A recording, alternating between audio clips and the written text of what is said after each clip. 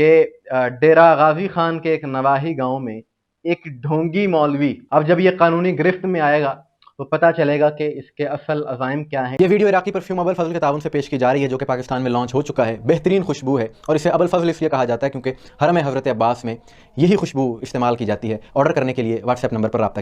बिस्मिल्लाहिर्रहमानिर्रहीम, सलामुन अलैकुम। मुमिन इकराम, उम्मीद है आप सब खैर आफियत से होंगे। माह मुहर्रम का आगाज़ हो गया।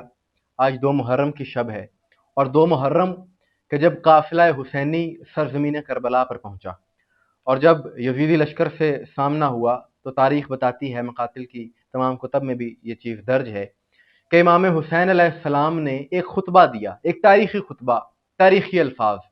और कलाम इमाम इमामुल कलाम, यानी इमाम का कलाम भी कलामों का इमाम होता है, बेमिसाल कलाम होता है। और वो तारीखी अल्फाज जब हम पढ़ते हैं, सुनते हैं, तो हमें इमाम हुसैन अलैहिस्सलाम का मकसद समझ में आता है, पैगाम हुसैन वाज़ेह हो जाता है कि उस खुतबे में इमाम ने फरमाया कि लोगों, दुनिया बदल चुकी है, जिल्लत से भर चुकी है, और क्या तुम देखते नहीं कि हक पर अमल नहीं हो रहा, बातिल से परहेज नहीं किया जा रहा। ऐसे में एक मोमिन को अल्लाह से मिलने की तमन्ना करनी चाहिए। मैं मौत को अपने लिए सादत समझता हूँ और जालिमों के साथ जीना मेरे लिए नंगोवार है। अल्लाह अकबर। यानी क़यामत तक तमाम हुसैनियों को यह दर्स दे दिया, यह पैगाम दे दिया कि जुल्म की मुखालफत करनी है, जालिम की मुखालफत करनी है, और जुल्म के खिलाफ आवाज ना उठाना, जालिम के सामने खामोश रहना, यह बायस नंगवार है। ये पैगाम आते इमाम हुसैन में से एक पैगाम है और इस पर दुनिया में सच्चे हुसैनी अमल कर रहे हैं। और मैं समझता हूँ कि हुसैनी ही तो अमल कर रहे हैं। मौजूदा हालात में तागूत के खिलाफ, बातिल क़ुव्वतों के खिलाफ, इस्लाम दुश्मन अनासिर के खिलाफ हुसैनियों ने ही तो किरदार अदा किया है, और ऐसा किरदार अदा किया है कि कोई और नहीं कर सकता था ये काम। कि फ़ख्र मिल्लत जाफरिया आयतुल्लाह सैयद अली खामनाई साहब, कि जिन्होंने पूरी दुनिया में तशय्यो का मोराल बुलंद किया, जुल्म के खिलाफ आवाज़ उठाकर, जुल्म को, जालिम को मुंह तोड़ जवाब देकर, और अरब ममालिक की अवाम ये बात कहने पर मजबूर हो गई कि जैसा किरदार, जैसा जवाब तागूत को शियाने अली ने दिया है, ऐसा आज तक किसी ने नहीं दिया। ये तारीखी वाक़या था और इस मुंह तोड़ जवाब की तकलीफ या तागूत को हुई है, इस्लाम दुश्मन अनासिर को हुई है, या उनके तरफदारों को हुई है।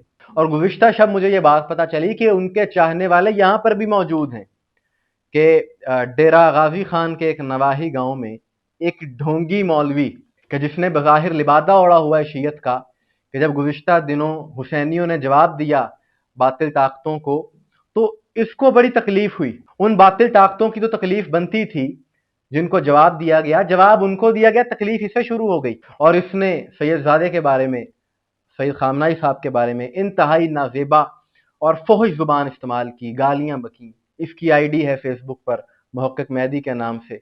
जैसा नाम है, काम बिल्कुल उल्ट हैं उसके। लेकिन वहां के मोमिनीन ने अच्छा इकदाम किया वक्त की मुनासिबत से कि इस ढोंगी मौलवी के खिलाफ दरख्वास्त दी, इसके खिलाफ FIR दर्ज करवाई। FIR दर्ज हो चुकी है, अब ये छुपता फिर रहा है।